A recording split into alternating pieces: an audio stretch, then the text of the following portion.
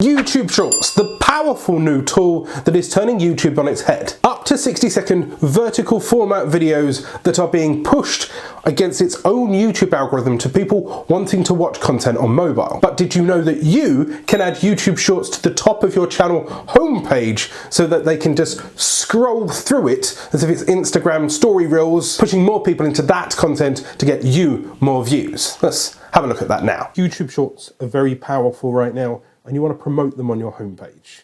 What you need to do is load into your dashboard, and in the bottom left-hand side, you're looking at customization. This is where you can customize your entire channel. I've done a video on how to customize your homepage. I'll put it in the iCard. You can add a trailer, you can add a featured image, and you can add all of your featured playlists. But you'll see here, I've got short videos. This means on mobile phones, it's shown at the top of your channel homepage, very much like Instagram stories, highlighting these shorts. Now I'm going to remove this section and I'm going to show you how I add it back. So I click Add Section, go down to Short Videos, it then adds it at the bottom, and now I'm dragging it by clicking the little icon here, moving it up the page.